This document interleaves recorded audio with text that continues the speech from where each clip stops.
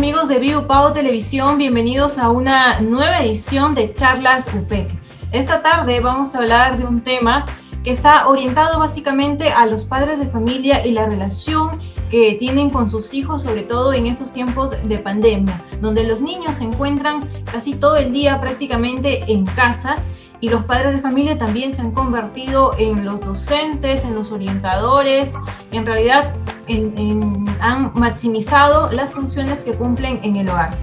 Para ello, nuestra invitada del día de hoy ha preparado la charla denominada Crianza Respetuosa en Tiempos de Pandemia, y en nuestro segundo bloque se desarrollará un taller denominado Acompañando a Crecer a mi Hijo. Vamos a presentar a nuestra invitada de hoy. Se trata de la psicoterapeuta infantil Lucero Cruz, quien es especialista en autismo por la Pontificia Universidad Católica del Perú, tiene experiencia nacional e internacional en intervención infantil, también es capacitadora y promotora en prácticas inclusivas respetuosas de la diversidad y por supuesto es egresada de éxito de UPAO. ¿Cómo estás, Lucero? Buenas tardes, bienvenida. Buenas tardes, Melissa, muchas gracias por la invitación, gracias a todos los que estén conectados aquí. Para mí es un gusto estar aquí siempre compartiendo estos espacios para los papás, más aún cuando los niños pues, pueden tener muchas dudas bajo el escenario actual que estamos viviendo. Así que encantada de estar aquí, gracias. Así es, físicamente, bueno, lo que hemos visto es que los niños están apartados del mundo, ¿no? Actualmente ya no tienen una vida social como tenían anteriormente en el colegio, digamos, o en las reuniones con sus amigos, las fiestas infantiles, etcétera. Pero eso es lo visible. Y también lo visible son las reacciones que tienen ahora los pequeños en casa, quizá de agresividad, quizá un poco de ansiedad. Pero ¿cómo ha cambiado el mundo interior de los niños a raíz de la pandemia? ¿Cómo ha afectado esta circunstancia a la salud mental de los pequeños? Bueno, Melissa, podemos observar muchísimas reacciones en los niños y cada niño es un mundo, cada niño tiene sus necesidades que al verse amenazadas por toda la incertidumbre que nos ha manejado, pues es comprensible que despierte diferentes reacciones. Y muchas de estas reacciones tienen que ver también con las reacciones de los padres. Entonces, el entorno familiar cuenta mucho para saber qué esperar de los niños. Podemos ver niños con pesadillas, podemos ver niños con mayores temores al momento de interactuar con otras personas, con niños que incluso han apropiado rutinas de sobrecuidado higiénico, ¿sí? Por el miedo a contagio, o niños que han pasado el duelo de seres queridos y que están pues con cierta tristeza sin poder expresarse, o tenemos niños que han pasado más tiempo de lo que pasaban antes frente a las pantallas, niños que no se han adecuado a las clases virtuales, que extrañan el contacto social con sus pares. Entonces observamos una serie de comportamientos que definitivamente han afectado a los niños, no solamente a nivel emocional, sino también social y a sus familias con ellos, ¿no? Bien, tú has preparado para hoy la denominada crianza respetuosa en tiempos de pandemia. ¿A qué te refieres con ese término crianza respetuosa?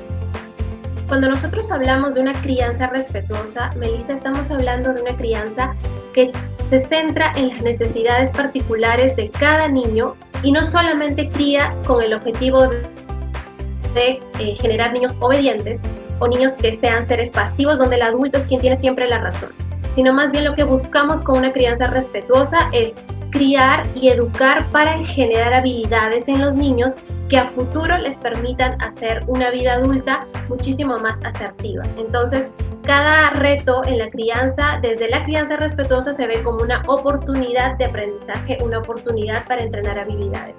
Y cuando hablamos de crianza respetuosa en tiempos de pandemia, el agregado únicamente con el término pandemia es el estrés bajo el que están sometidos los padres.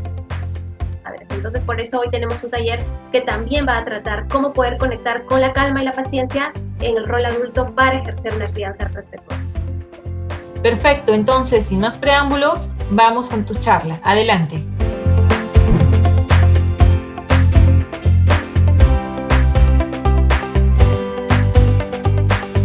Hoy vamos a conversar acerca de los retos que nos ha implicado la crianza dentro de la pandemia. Han habido muchos cambios que los padres han vivido y no solamente a nivel parental, sino también a nivel familiar. Y por supuesto, los más pequeños de la casa son quienes perciben todos estos cambios y quienes responden de diferentes maneras. Entonces, la pregunta que muchos padres se han hecho durante todo este tiempo de pandemia era cómo educar, cómo llevar una crianza bajo todo el estrés que estaba implicando los cambios que nos inundaban en estos momentos. Siendo así, la crianza se transformó en el reto más grande para los padres y hoy vamos a conversar sobre algunas pautas importantes al momento de educar a los niños. Entonces, dentro de las consultas que suelo recibir, muchas de las demandas han sido implicadas o apuntando a este tipo de cuestionamientos. Primero era el cómo atender a mi hijo, cómo atender sus cambios de comportamiento si nada es como antes. Es decir, antes teníamos una rutina, sabíamos que iba al jardín en las mañanas y por las tardes las pasaba en casa. Sin embargo, a raíz de la pandemia, las tareas se multiplicaron y como también manifiesta una mamá, tuvimos que aprender a multiplicar las tareas en las mismas 24 horas. Entonces, son demandas que hacen más compleja la situación de la convivencia familiar, pero sobre todo la respuesta que damos los adultos a los niños a través de la crianza y de su educación. Entonces, en base a estas dos demandas, que he recibido mucho en consulta, les puedo brindar las pautas más generales al momento de ejercer una crianza desde el respeto al niño. El primer paso es comprender cómo está viviendo mi hijo estos cambios a través del contexto, ¿sí? Entonces, es muy importante para cuidar su bienestar emocional conocer cómo está percibiendo mi hijo todo lo que está sucediendo alrededor. Y la única forma en la que yo pueda conocer la interpretación o el significado del contexto desde el mundo infantil es conversando con mi hijo, es pasando tiempo con él, es interactuando. Sin embargo, la pregunta que también muchos papás se hacen es ¿cómo paso tiempo de calidad con mi hijo si yo también me siento estresada, si yo también siento que las emociones me están gobernando, que de cierta forma me secuestran por momentos y se me hace más difícil la tarea de madre o de padre? Entonces, eso lo vamos a ver más adelante y para eso tenemos un taller. Sin embargo, vamos a comenzar por este primer paso, entendiendo cómo viven los niños, el contexto y todos los cambios.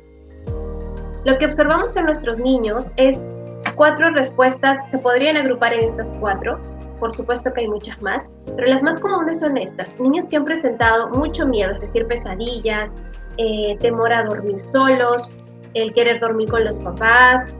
Entonces hay temor a salir a la calle, incluso ahora que los niños ya pueden salir, pues tienen temor de relacionarse, existe cierto sobrecuidado con esas actividades que antes parecían normales para ellos.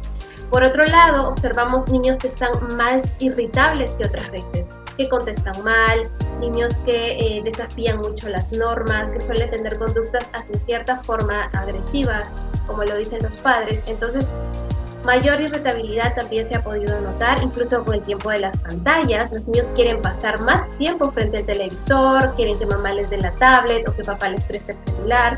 Entonces, son respuestas que estamos observando en la realidad infantil. Y por último, dificultades con las clases virtuales. Esta es una de las preocupaciones más constantes en los padres y es ¿cómo acompaño a mi hijo si no quiere, si no se ve entusiasmado por las clases virtuales? Incluso tenemos otros niños que sí han estado dispuestos a las clases virtuales desde un principio, pero conforme iba pasando el año escolar, pues ya como que el ánimo no era el mismo y se desanimaban fácilmente. Incluso algunos han mostrado dificultades para concentrarse al momento de respetar o de adecuarse a las normas virtuales del Zoom o de otras plataformas de aprendizaje. El segundo paso, porque este primer paso es muy importante tenerlo en cuenta para ver desde dónde vamos o por qué ventanita vamos a ingresar a explorar el mundo infantil. ¿Qué es lo que está pasando en mi hijo? En base a eso tenemos el segundo paso y es desde dónde yo voy a responder a estas conductas de mi hijo. ¿Y por qué es importante que nos preguntemos desde dónde estoy respondiendo? Porque si yo no estoy en calma y si yo no he trabajado en mis emociones, no voy a poder darle eso a mi hijo. Y muchos papás me dicen, Lucero, cuando mi hijo tiene un berrinche, una pataleta en casa, me desespero. Entonces, si su malestar logra generar un malestar en ti que te inunda y te gobierna, difícilmente vas a poder brindarle la calma que él necesita en ese reto emocional para él. Porque recordemos que las pataletas y los berrinches no están hechos para manipular al adulto, sino son formas en las que una emoción te está diciendo: no sé cómo expresarme, no sé cómo ponerle palabras a esta emoción, mamá, tengo un malestar y no sé qué hacer para sentirme mejor. Son retos emocionales para el niño porque su cerebro aún está inmaduro, y por ello el adulto es quien tiene que mostrarle una ruta, como un mapa de lo que el niño tiene que hacer en estos momentos donde la emoción es muy intensa y lo desborda. Entonces, este segundo paso apunta a eso, apunta a: me cuido para cuidarte, porque mi calma es tu calma. Esto lo vamos a ver más adelante, pero era importante brindarles el panorama de los dos segmentos bajo los cuales vamos a trabajar el día de hoy. Entonces, padres de familia, es muy importante recordar que ustedes son la fuente de seguridad de sus hijos, ¿sí? No existe en el mundo una mayor fuente de protección o de referencia para ellos que ustedes. En ustedes ellos buscan encontrar constantemente una mirada que les indique si lo están haciendo bien, una palabra para indicarles que así todo marche mal, tienen una compañía, cuentan con alguien, que están seguros y que están protegidos. Entonces, no perdamos, no desaprovechemos esa imagen que tenemos frente a ellos, sino más bien utilicémosla como una forma de conexión. El primer punto es validar los sentimientos de los niños. Entonces, ¿a qué nos referimos cuando hablamos de validar los sentimientos? Estamos hablando de generar en cierta forma una comprensión del malestar más allá de si me parece lógico o no lógico, coherente o no coherente para mi lógica adulta. ¿Esto qué quiere decir? Si mi hijo me dice: mamá, tengo miedo en las noches, una respuesta que no valida implica decirle cosas como: pero ¿para qué tienes miedo si ya te mostré que es una sábana? No estamos validando, le estamos ridiculizando el temor que tiene. En cambio, ¿cómo se debe validar una emoción? Mamá, tengo miedo, dice el niño. Mamá puede responder: ¿qué es lo que te da miedo? Cuando yo era niña también tenía miedo a esto. Lo que estamos haciendo es dándole el mensaje de: el miedo es un sentimiento, una emoción válida en esta casa y puedes tener miedo y aquí estoy yo para ti. Este tipo de respuestas validan las emociones de los niños y además deben ser acompañadas de un tono de voz que sea amigable y que sea empático. Por ejemplo, decirle: veo que estás molesto porque en este momento tú puedes salir a jugar al parque. Este tono de voz, esta expresión y este resumen que le he hecho de su molestia le va a permitir a él entender de dónde surge su malestar, y en otra oportunidad, cuando mamá no esté, se lo va a decir él mismo: me siento triste porque pasó esto. En otras palabras, el diálogo externo que tengamos con ellos, lo que nosotros le decimos a ellos cuando tienen un malestar, es lo que en un futuro ellos se van a decir a sí mismos cuando ya no nos tengan. Y lo que busca una crianza respetuosa es justamente eso: que mamá y papá le muestren una ruta al niño, eduquen y realmente entreguen habilidades que en un futuro van a servirle en su vida adulta. Entonces, primero es validar los sentimientos. Todas las emociones son bienvenidas en el hogar y los adultos estamos para validarlas. El segundo punto es: pasa tiempo uno a uno. Con todo lo que está pasando frente al COVID, es muy normal que los niños tengan muchísimas preguntas y que tengan muchos miedos, como hemos visto anteriormente. Sin embargo, no todos los niños, por más que sean hijos de una misma madre o de un mismo padre, o que vivan bajo el mismo techo, no todos van a interpretar la situación de la misma manera. Esto quiere decir que si yo tengo un niño de 10 años y un niño de 4 años, no los voy a sentar a los dos para explicarles lo que está pasando o para darles un mensaje acerca de los sentimientos que puede despertar esta situación de incertidumbre o la vuelta a clases. No. Pasar tiempo uno a uno significa adaptar mi lenguaje a la forma o el tipo de pensamiento que tiene mi hijo de acuerdo a su edad. Si yo tengo un niño de 10 años, me siento con un niño de 10 años, le explico lo que está pasando de acuerdo a su nivel de pensamiento, de lenguaje, de madurez. Y a mi niño de 4 a través de repente juegos, actividades más lúdicas que le permitan sentirse más entendido de acuerdo a su edad, de acuerdo al lenguaje, de acuerdo al vocabulario que ya tiene, de acuerdo al tipo de pensamiento. Los niños de 4 años todavía tienen un pensamiento mágico o un pensamiento que suele ir a la fantasía. Entonces, es difícil comunicarnos de tal forma que ambas edades se sientan cómodas si lo hacemos al mismo tiempo, ¿sí? Entonces, recordemos que cada niño vive e interpreta diferente el escenario actual y eso hay que tenerlo en cuenta para criar de manera respetuosa.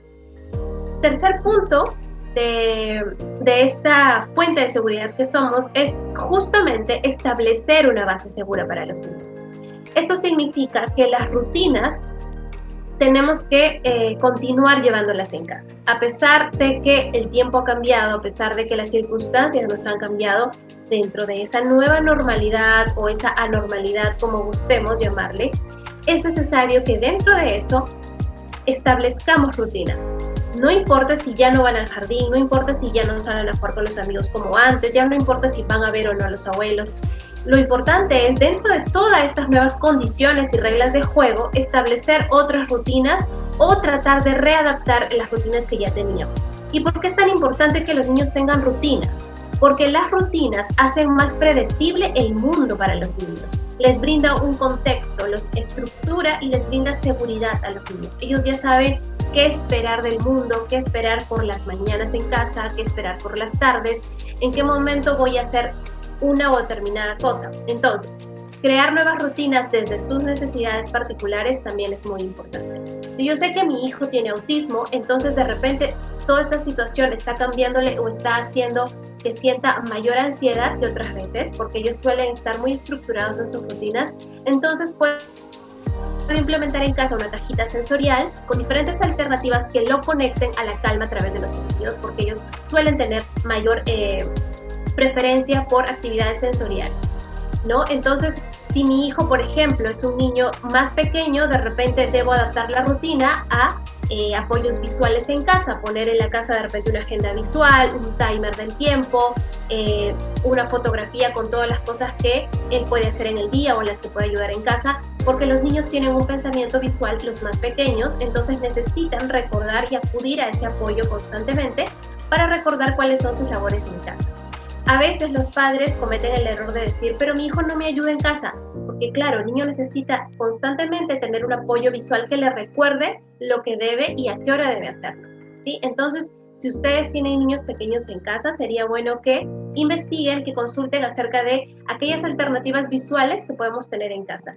Si gustan, pueden encontrar más de esa información en mis páginas sociales, donde pueden encontrar apoyos visuales, estrategias de conexión con la calma para los niños. Entonces, continuando con la exposición, pueden ver que hay un cuarto punto y tiene que ver mucho también con el tercero y es acerca de hacer acuerdos sobre el uso de las pantallas. Estos apoyos visuales que yo les comento también sirven para generar límites en casa o para poder estructurar las normas de la casa o de convivencia. Recuerden que toda norma está hecha para cuidar de los niños, no para ejercer miedo en los niños. Entonces, ¿cómo cuido? Tratando de que él entienda el porqué de la norma. No significa que yo voy a actuar de forma arbitraria y vertical en la que el niño solamente es un ser que obedece normas, sino también un niño que puede dar su opinión y que de acuerdo a sus necesidades puede establecer ciertos acuerdos sobre el uso de una u otra cosa. En este caso, cuando hablamos de las pantallas, estamos hablando de brindarle un abanico de alternativas para divertirse, no solamente las pantallas. Entonces, si en mi casa la única forma de diversión que él conoce de repente o en la que yo le acompaño es en el uso de la televisión, probablemente este niño cuando no esté la tele prendida no va a saber a dónde recurrir porque mamá y papá no le han enseñado otras formas de diversión. Pero si yo me siento con él a leer un cuento, si yo me siento con él a jugar con plastilina, si yo hago experimentos con él por los fines de semana, si yo le enseño cómo jugar con la mascota que hay en la casa, probablemente pueda hacer incluso un álbum donde pueda poner todas las actividades como apoyos visuales, una fotografía de él bañando al perrito, una fotografía de él jugando con sus cuentos, del bailando, y de repente ponerle un nombre y decir, mira, este es el álbum de la diversión.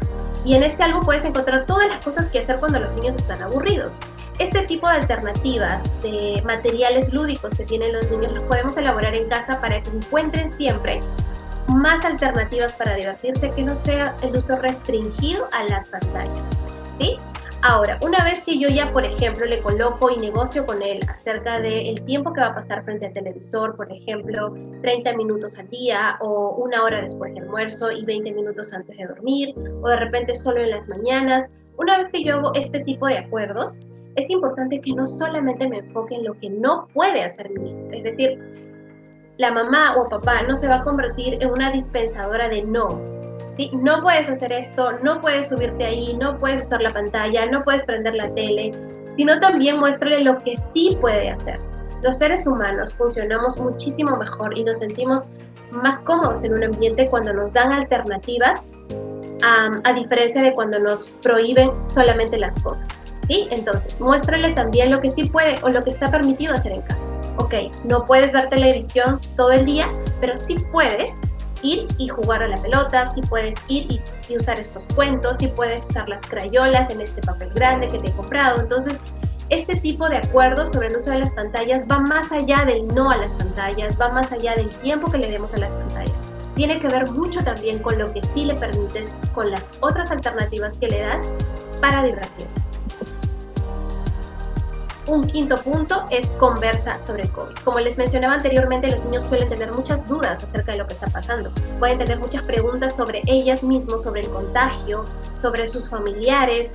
Entonces, incluso hay muchos niños que están viviendo el duelo de personas que han fallecido por COVID, seres queridos que han partido a raíz de este virus. Entonces, si el niño tiene la necesidad de que le expliques, mayormente todos los niños la tienen, tú tienes que explicárselo, ¿sí? Existe esta idea y esta creencia de que no, es que como es muy niño no va a entender lo que está pasando, ¿no? O simplemente como es niño no entiende lo que significa la muerte, entonces yo no le explico que ha fallecido su abuelita, o simplemente pues él que va a entender de política, yo no le explico por qué pasan patrullas con todo el tiempo la sirena cuando pasó, ¿cierto? Entonces, cada vez que pasa algo malo, según nuestro pensamiento adulto, pensamos que excluir al niño es una buena idea porque lo estamos rescatando o le estamos protegiendo de emociones que no se sienten bien para él. Sin embargo, eso lo único que genera es mayor confusión en los niños. Por eso es muy importante que tú te sientes a conversar con tu hijo, que no lo excluyas, sino que más bien respondas a sus dudas y a sus temores.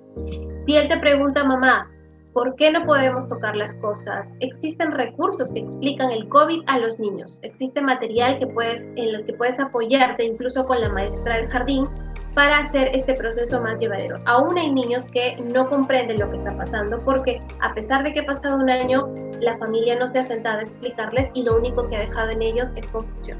Entonces, criar respetuosamente es también considerar al niño como un ser capaz de comprender el contexto de acuerdo a un lenguaje que el adulto adapte para su nivel de pensamiento y edad. Sexto punto, es muy importante el juego y no debemos olvidar que para los niños el juego no es una opción, es una necesidad, es un derecho. Existen muchos padres que condicionan al niño al juego, es decir, si tú te portas bien, yo te dejo jugar, si tú te portas mal, entonces no puedes jugar. Y en realidad el niño no necesita, o mejor dicho, el niño no debe sentir que el juego es una opción, ¿sí? Que no es un castigo o un premio. El juego es una necesidad. Todos los niños necesitan jugar. Así hayan hecho algo bien en casa o hayan hecho algo malo en casa, ¿sí? Entonces, dependiendo también de la edad, el juego va a tener ciertas funciones. Sin embargo, hay funciones que son comunes para todos. Y es que el juego tiene la función de expresar o de permitir un espacio seguro para que el niño se exprese. Y segundo, ser un canal de aprendizaje. El juego es el lenguaje primordial del niño. Esto quiere decir que a través del juego él te puede estar expresando sus temores, te puede estar expresando lo que piensa, sus valores, te puede estar expresando los cambios que él siente y te puede estar expresando sus deseos más profundos. Entonces, existen niños, por ejemplo, que cuando empezó lo de la pandemia, sus mamis acudían y me consultaban, Lucero, mi hijo está escondiendo muñequitos debajo de la tierra y es todo lo que hace, esconde muñequitos debajo de la tierra y grita, estoy en la cárcel, estoy atrapado. Cuando fuimos trabajando con este pequeño a través del juego, nos dimos cuenta que lo que hacía es expresar que se siente atrapado con todo lo que está pasando. Es un niño que escondía los muñequitos porque era una forma de decirle, mamá, este niño tenía 3 años, mamá, me siento atrapado. Sí, en cierta forma me siento como este muñequito. Entonces, al tratar este juego como un canal de expresión del niño, podemos llegar a comprender su mundo y podemos llegar a escuchar y ver lo que sus palabras no están pudiendo decir porque no se siente listo o porque no tiene los recursos del lenguaje para expresarlos. Sin embargo, el juego es un canal estupendo para entender esas necesidades más profundas. Y segundo punto es el canal de aprendizaje. Muchos papás dicen, mi hijo juega cuando está en clases virtuales. Entonces, para empezar, el juego puede estar diciendo que lo que está haciendo no le parece tan divertido y prefiere jugar a otra cosa que le resulta más atractiva. Pero más allá de eso, no olvidemos que si el juego es un canal de aprendizaje, entonces puedo utilizarlo a mi favor en lugar de que se convierta en un enemigo para el aprendizaje. Si ese día en clase trabajamos de repente las plantas, puedo leer cuentos, canciones acerca de cómo crecen las plantas, podemos jugar a hacer plantas y qué es lo primero que hace una planta para crecer, el ciclo de la vida. Entonces, este tipo de juegos de movimiento o juegos con cuentos y canciones o juegos en donde se reúne toda la familia a jugar algo en particular, permite que el niño aprenda todo lo que está en la parte teórica, digamos, del aprendizaje, llevarlo a la práctica, llevarlo a la experimentación, y no olvidemos que los niños necesitan moverse para aprender, ¿sí? Entonces, muchos papás se olvidan de esto. Los niños necesitan el movimiento y necesitan sus sentidos explorando todo el tiempo para hacer conexiones sinápticas en el cerebro. Entonces, a mayor movimiento, a mayor experimentación de los niños, a mayor contacto con texturas, con nuevas sensaciones, este niño va a generar mayores conexiones y por ende el aprendizaje va a ser cada vez más significativo, que es lo que queremos, que el cerebro del niño sienta todo el tiempo que está siendo entrenado y estimulado. Si nosotros bloqueamos, por el contrario, el juego, estamos perdiéndonos de dos oportunidades grandiosas. La primera, aprender, y la segunda, expresarse. Entonces, una vez que hemos llegado a este punto, he considerado el séptimo aspecto como el más importante de todos, porque todo lo que he mencionado anteriormente va a tener sentido si nosotros apropiamos en casa o implementamos en casa un espacio que invoque a la calma en los niños. ¿Por qué? Si todo lo que yo mencionaba anteriormente resulta complicado para el niño de adecuarse a las normas, de establecer turnos para el uso de la pantalla, de adecuarse a las clases virtuales a pesar de que hay juego, tiene rabietas, se siente incomprendido por todo lo que está pasando, le explicamos lo que sucede y aún así tiene dudas, todos estos malestares pueden ser trabajados en un espacio que para él sea predecible, que donde él encuentre un montón de recursos adaptados a su edad para invocar o para conectar con esta calma, ¿sí? Entonces, cuando hablamos de un espacio de la calma, estamos hablando, así como vemos en la fotografía, de un espacio físico donde pueden acudir los niños cuando se sienten atrapados por una emoción, ¿no? Y es un lugar donde esta emoción puede expresarse, puede ponerse en palabras y puede verse, sentirse, no silenciarla, ¿sí? Cuando yo digo que es un espacio donde él puede hablar sobre lo que siente junto a ti, me refiero a que esto es muy distinto al tiempo fuera o al rincón del castigo. Cuando los niños suelen tener rabietas en el jardín o en casa, muchas veces lo que hacen los adultos que crían desde la vieja escuela es, si te portas mal, te vas solo a reflexionar sobre lo que hiciste. Si sigues llorando, te vas a quedar solo. Y el niño suele relacionar la soledad con un castigo, o suele relacionar que el espacio donde él se sienta, pues es un espacio que se lo ha ganado por ser malo o por portarse mal. El espacio de la calma nada tiene que ver con eso, muy por el contrario, es un espacio donde yo no te dejo solo, voy contigo hacia ese lugar. Pueden haber cojines, pueden haber cuentos, pueden haber tipos de respiraciones, pueden haber peluches, aspectos sensoriales, donde él pueda manipular y conectar con esta calma, pueda de repente pintar si está muy molesto, pueda amasar una plastilina si está muy molesto. Entonces yo estoy con él durante todo ese tiempo que pasamos en el espacio de la calma. ¿Cómo se construye un espacio de la calma? Como ven, pueden tener recursos lúdicos como cuentos, como canciones, como instrumentos musicales, como fotografías donde la ha pasado bien, que puedan evocarla a otros momentos, cojines, de repente música, si a ella le gusta escuchar música para calmarse. Este tipo de recursos hacen que el niño sienta que esas son sus alternativas que le funcionan y en un futuro, cuando sea adulto, se conozca mejor cómo llegar a la calma, ¿sí? Entonces, no se olviden que criar respetuosamente no significa simplemente calmar al niño.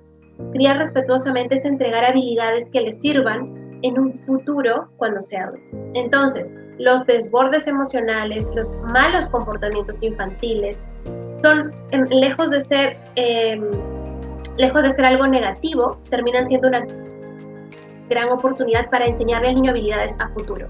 Entonces, esto es lo que es muy importante recordar al momento de trabajar con los niños, al momento de criar respetuosamente. Son 7 aspectos que pueden ser aún más profundos y si ustedes desean mayor información pueden encontrarla en las redes sociales. Así me encuentran en Facebook y así me encuentran en Instagram, y podemos criar respetuosamente desde el respeto al niño y a su desarrollo.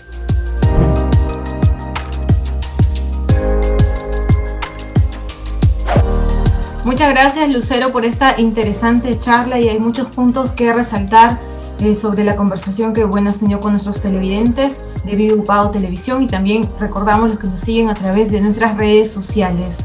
A veces las madres o los padres dan alguna indicación a sus hijos, pero también en esa casa vive la abuela, el abuelo, y generalmente el padre de familia, puede salir a trabajar todo el día, y el abuelo o la abuela son quienes se quedan a cargo de la crianza en el hogar.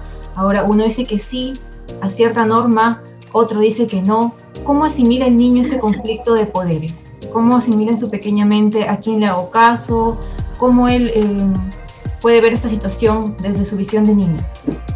Melissa, eso que tú acabas de mencionar es una de las preguntas más grandes que se hacen los adultos, porque entonces, ¿a quién le hace caso el niño, no? Y los niños suelen confundirse cuando hay 2 estilos de crianza distintos. Si uno es permisivo, el otro es autoritario.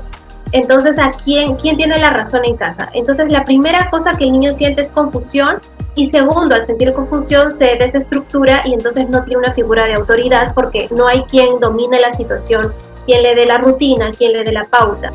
Como todos pueden intervenir en todo, probablemente podemos esperar niños que o se confundan y al final terminan haciendo lo que ellos quieren sin obedecer a nadie, ¿sí? Y eso es algo que los adultos dicen, es malcriado. No es así, es como no encuentran punto de referencia constante, sino más bien como oscilantes, si uno me dice una cosa y el otro, entonces termino haciendo lo que yo quiero. Y segundo es ser desafiante con los adultos, ¿no? El cuestionar las normas, porque al fin y al cabo no hay una autoridad bien interiorizada. Entonces, lo que yo recomiendo en estos casos es que sean los abuelos, sean los tíos, sea la vecina, sea la madre, porque a veces se encarga con un pariente porque por trabajo no se puede cuidar al niño, es que se pongan de acuerdo en las normas que se van a sostener independientemente del lugar. Lo mismo pasa con los padres separados, ¿no? Si el niño pasa el fin de semana con un papá y el resto del tiempo con la mamá, ambos adultos tienen que sentarse y saber que parte de ser un buen equipo, a pesar de que ya no son parejas, siguen siendo padres. Ser padres es ponerse de acuerdo en los límites y las normas que va a enseñarle a este niño, y que el niño pues va a tener que tener como referencia constante.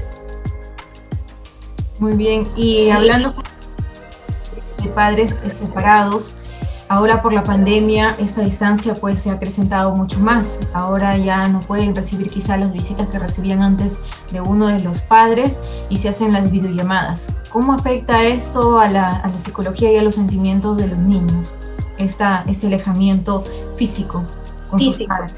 Exacto. Esto es muy importante mencionar, físico, porque la distancia física no es igual que la distancia emocional.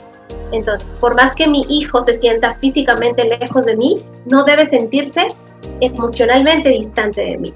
Y para eso, pues la tecnología es un gran aliado. Hacer videollamadas en las que no solamente le llamo cuando se portó mal, o no solamente le llamo cuando mamá me dio una queja sobre tu comportamiento, sino te llamo porque genuinamente quiero saber cómo estás, qué hiciste en el día, cómo estás viviendo todo lo que pasó. Entonces, importante recordar eso, Meli, que una cosa es la distancia emocional y otra cosa es la distancia física, que no tiene por qué implicar la separación física o un sufrimiento, si es que el adulto se encarga de trabajar la parte emocional y de fortalecer ese vínculo a pesar de las circunstancias. Muy bien. Parte de la crianza respetuosa que tú mencionabas es tomar en cuenta al niño en todas sus dimensiones. Una de ellas es la social, que también ha sido muy afectada. ¿Cómo podemos pues fortalecer estas habilidades sociales de los pequeños, quienes ahora ya no ven a nadie prácticamente más que a sus padres y quienes viven en su casa, ya no tienen mucho contacto con sus amigos? ¿Se puede hacer quizá también estas videollamadas por Zoom y de alguna manera ayudará a fortalecer estas habilidades sociales? Por supuesto que sí. De hecho, se recomienda a los niños, incluso hay ahora talleres en los que pueden conectar con niños de su edad. ¿no? No solamente talleres de habilidades sociales con los psicólogos, sino también talleres para compartir actividades y pasatiempos como por ejemplo la danza, como por ejemplo talleres de dibujo, de pintura o conversatorios, ¿no? Entonces, los museos también han abierto sus puertas para brindar exposiciones o tours virtuales de dinosaurios, de arte, que muchos niños de repente puedan conectarse con otros niños y tener conversatorios de temas que no solo sean el COVID, ¿sí? No solamente también hagamos que el niño solamente hable del COVID, sino que sienta que la vida continúa, que existe tiempo también para el ocio, para conectar la mente a otros pasatiempos, a otras aficiones. Y como tú dices, cuidar esta sensación de grupo, de pertenencia a un grupo con gente de su edad es muy importante. A pesar de que no salgan, siempre cuidar por ese lado las videollamadas con los amigos o enviarse algunas cosas a casa. De repente tu amigo te envía un pastelito, tú le vas a enviar unas galletitas. Este tipo de cosas hacen que el niño pues sienta, ¿no? Que el mundo no paró, no se quebró, sino que hay nuevas formas de adaptarnos. Ahora hay otro tema también que quiero conversar antes de pasar a nuestro taller para el día de hoy. Mencionabas que el duelo, pues, bueno, que es una situación muy complicada por la que están pasando muchísimas personas ahora a raíz del fallecimiento de sus familiares. Al niño también hay que hacerlo parte de este momento. ¿Desde qué edad se le debe explicar sobre estos temas? Desde que son bien chiquititos ya se les puede explicar, pero el lenguaje tiene que cambiar porque no es lo mismo el entendimiento que tiene el niño acerca de la muerte antes de los 6 años y después de los 6. Antes de los 6, el niño puede vivir a la muerte como una situación que es reversible. ¿Qué quiere decir esto? Que él va a pensar que si su mamá se murió, en algún momento va a volver. Entonces encontramos niños que en cierto punto dicen, mamá, pero si mi papá ya se murió, ¿cuándo va a venir a almorzar con nosotros? Entonces para los adultos es como, pero si ya murió, ¿no? Porque nosotros creemos que él lo entiende como nosotros lo entendemos, que la muerte es un fin definitivo a la presencia física, el niño no.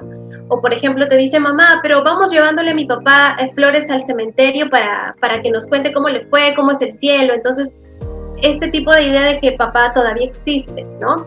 Entonces, explicarle a los niños antes de los 6 esto, que quede claro que la muerte es irreversible, que papá, mamá, abuelito no va a volver.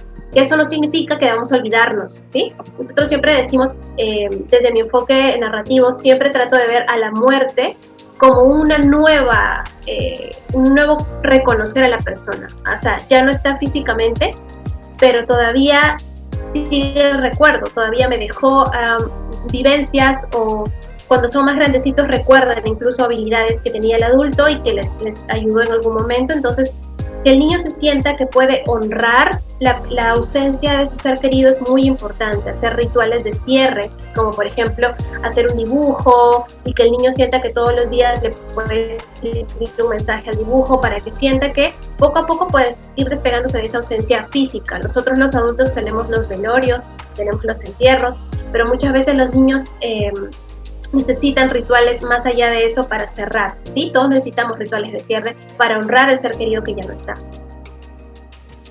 Muy bien, muchas gracias. Vamos a hacer ahora una breve pausa. Regresamos con el taller que tienes preparado para el día de hoy. Ya volvemos. La reconocida psicoterapeuta estadounidense Virginia Satir afirmaba que necesitamos 4 abrazos diarios para sobrevivir, 8 abrazos diarios para mantenernos y 12 para crecer. Entre sus beneficios destaca la activación de los receptores de la piel y que aportan serenidad, la liberación de la dopamina, hormona del placer, la liberación de oxitocina, hormona del amor, y la reducción del nivel de cortisol en la sangre. Entonces, ¿qué siente un niño cuando recibe cada uno de los 12 abrazos que recomienda la especialista? Siente que es querido por sus padres, refuerza su fortaleza, le confiere mayor seguridad de sí mismo, favorece su autoestima, se siente un niño feliz, mejora sus capacidades de relacionarse con otros, mejora su empatía y además previene rabietas y enfados. No lo olvides, este es el poder del abrazo.